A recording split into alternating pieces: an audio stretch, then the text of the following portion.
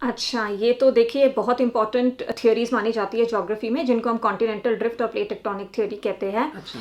और continental drift theory जो है, जिसको आप महाद्वीपीय विस्थापन सिद्धांत कह रही हैं विनीता, वो वेगनर ने दी थी 1912 में। और वेगनर का ये कहना है कि जो पहले हमारे कार्बोनिफरस पीरियड की अगर हम बात करें, तो उस समय जितने हमारे ये महाद्वीप थे, कॉन्टिनेंट्स थे, सब आपस में जुड़े हुए थे एक बड़े लार्ज कॉन्टिनेंट के रूप में, जिसको हम पैंजिया बोलते थे।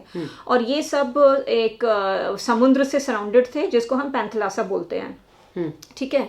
अब उनका कहना ये है कि अगर हम जियोलॉजिकल टाइम स्केल में देखें, तो जो पोलर फ्लाइंग फोर्स है और जो चंद्रमा के आकर्षण की शक्ति है, इन दोनों की वजह से ही जो महाद्वीपीय विस्थापन हुआ है।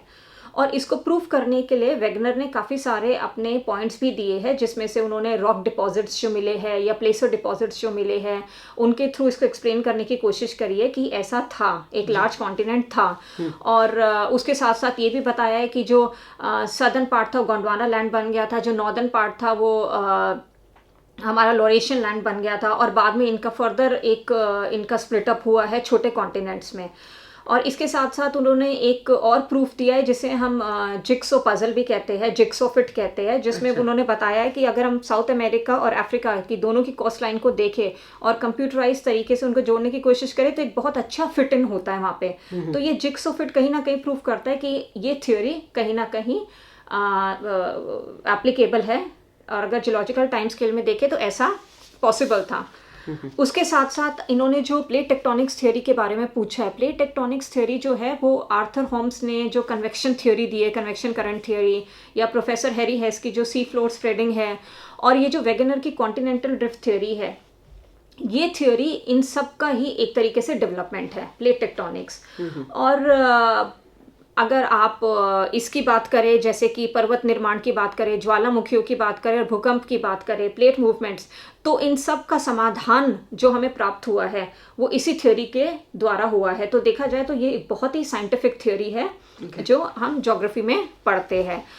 अब प्लेट टेक्टोनिक्स का सिद्धांत क्या है? बेसिकली ये सिद्धांत कहता है कि जो हमारी क्रस्ट है वो काफ़ी सारी टेक्टोनिक प्लेट्स में डिवाइडेड है, और ये जो प्लेट्स, ये जो विभाजित है, ये सब प्लेट एक दूसरे के सापेक्ष में गतिमान भी है।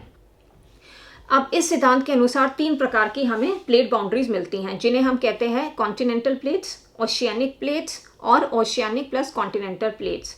और जहाँ तक कि हम बात करें अमेरिकन अर्थ साइंस अकेडमी की, तो उन्होंने ये बताया है कि 7 बड़ी प्लेट्स हैं और 6 छोटी प्लेट्स हैं। अब कुछ जगह आप पढ़ेंगे कि ये 6 की जगह 7 या 8 छोटी प्लेट भी बताते हैं, लेकिन इसीलिए मैंने यहाँ पे कोट करा है अमेरिकन अर्थ साइंस अकेडमी को, जिसके हिसाब से 7 प्लेट्स हैं हमारे पास लार्ज, जो कि है north America, south America, Africa, Eurasian, Pacific, Indo Australian and Antarctica.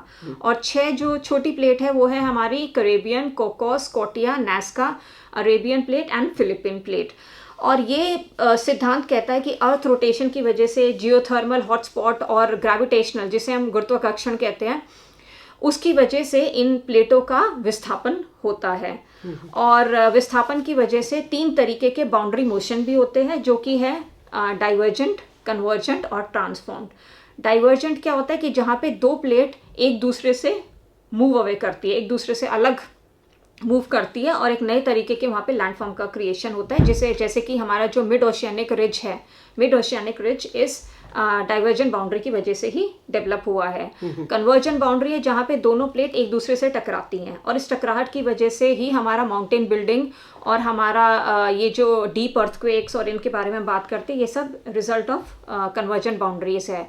और लास्ट वाली जो बाउंड्री है, जिसे हम ट्रांसफॉर्म प्लेट बाउंड्री कहते हैं, इसमें वो एक दूसरे से स्लाइड करती है प्लेट, तो ना ही कुछ बनता है ना ही कुछ बिगड़ता है, लेकिन कहीं ना कहीं जो एग्जिस्टिंग लैंडफॉर्म है वो थोड़ा बहुत चेंज ज़रूर हो सकता है।